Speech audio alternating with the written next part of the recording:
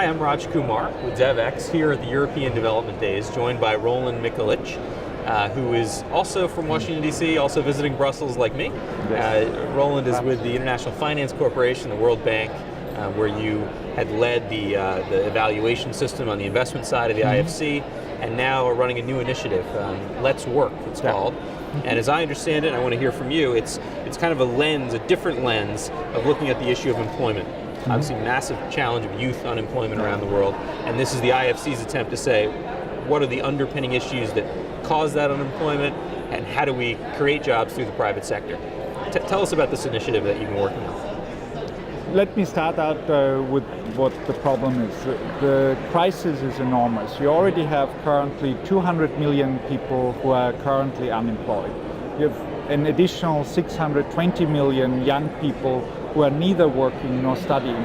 And then in addition to that, just if you look at the demographics, there are another 600 million jobs needed by 2020 because young people will want to enter the labor force. So it's a huge problem. This is one of the reasons why IFC did a job study in terms of how the private sector contributes to job growth and what are the most important constraints to job growth. They tend to be investment climate, like red tape and taxes, infrastructure, particular power in low-income countries, but also other things like roads and ports, access to finance, particularly for small and medium-sized enterprises, and training and skills, both for entrepreneurs and also for workers. And these aren't particularly new points. I mean, these are kind of common themes around economic development and growth. These are common themes, yes, but what's new in the job study is to actually demonstrate much more what are the job effects of these activities. I'll give you a very specific example. We did an extensive literature review. We looked at almost 50,000 enterprise surveys from developing countries. And for example, most of the studies we found in infrastructure focus on the direct job effects as you build infrastructure. But the much bigger effects tend to come from having reliable infrastructure. Right, so they would say this is how many jobs are created when you build a bridge, as opposed to having a bridge, what does that mean for the economy and the number of jobs that are created over time? Let's put some numbers on that. We did this case study in India, about 2,000 direct jobs for transmission line, but 8,000 indirect jobs in the supply chain of that transmission line, but the biggest effects, an estimated 75,000 jobs, came from having reliable power. Right. And so in the end, will this become a study that really encourages countries to do things that we've all along said they ought to do in terms of investing in infrastructure, or will it cause some new behavior of some kind that you're anticipating? We think it will cause new behavior. So for example, one of the outcomes of the study is that we really need to have much more of a jobs lens in developing countries. Huge issue, as I mentioned earlier, but how can you actually prioritize your activities with respect to jobs? And this will very much differ by country. It's also one of the reasons why we are putting together this global partnership, because it's not just us, it's many other institutions that are struggling with the same thing, companies and countries. And together we'll be able to achieve much more. Let's take this, for example, at the country level. You start out with identifying what are the key constraints to private sector-led growth. Which sectors can be both competitive, because you need to have sustainable jobs, and have a major potential for job growth. How can you work with private sector companies to strengthen their value chains, the supply chains and the distribution network? I'll give you a very specific example. In the mining sector, usually you have a relatively low multiplier of indirect jobs to direct jobs.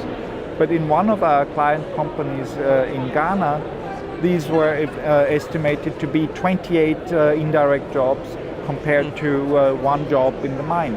And at least in part, that was attributed to an IFC-supported supply chain linkage program and community development program. So to make sure that part of the revenues and business of the mine end up benefiting the community through employment, entrepreneurship, business that leads to jobs, essentially. So very often you need to work, for example, with the procurement office to see which of the supplies could be sourced locally. Right. How can I get the quality standards up? How can I work with local entrepreneurs to develop their skills, get them financing and so on, so that they can actually take advantage of these opportunities. Now I'm interested in asking about how this fits within the World Bank structure. Obviously the World Bank has gone through quite a reorganization, or is still going through quite a reorganization.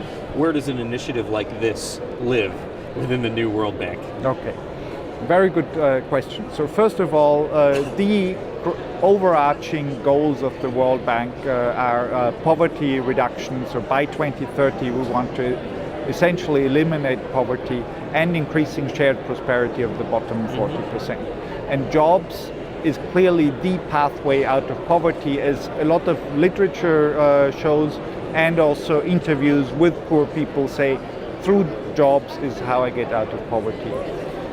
In order to be able to better answer to this challenge, the World Bank Group is putting in place what's called the Crosscutting Solution Area that has the ability to pull together all of the resources across the whole World Bank Group to address the jobs challenges. And sometimes they might be in labor market regulations, sometimes it might be you need improved power supply, sometimes it might be improving the investment climate, sometimes it might be working with entrepreneurs, getting them access to finance and know-how, sometimes it might be skills development for workers. So depending on the specific situation in a country, that practice can pull together the best knowledge around the whole World Bank group, and through the Let's Work practice, also the partnership with other IFIs, with the ILO, for example, or we are exploring collaboration with the World Business Council on Sustainable Development, and many other parties pull together all of this knowledge, so and both really inside and outside the bank. Both inside and outside the bank, to really help countries address this problem, and also to help companies have the maximum impact on, for example, their value chain, where usually there are many more jobs than in the large company itself. So I know you sit at the IFC, but an initiative like this now becomes a cross-bank initiative. And I assume that's one of the big changes as part of the reform, that the idea is to create really one bank. Yes, so this is what we want to do, but in any event, even in this initiative, we had already planned it in such a way that the World Bank is on the technical advisory group, and the ILO, for example, has agreed to be on the technical advisory group, because we do need the expertise.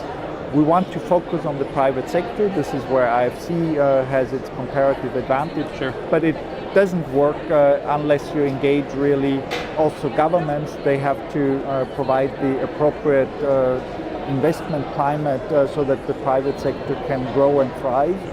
And we need the expertise also of our World Bank colleagues. Well, I can tell you at Devex we're going to continue to cover these issues, both the World Bank reform and the issue of jobs in the emerging markets in the developing world. So we appreciate you spending some time with us to discuss these issues today, and thank you for all the work you're doing. Thank you very much. Good to see you again, Raj. Thank you. Take care.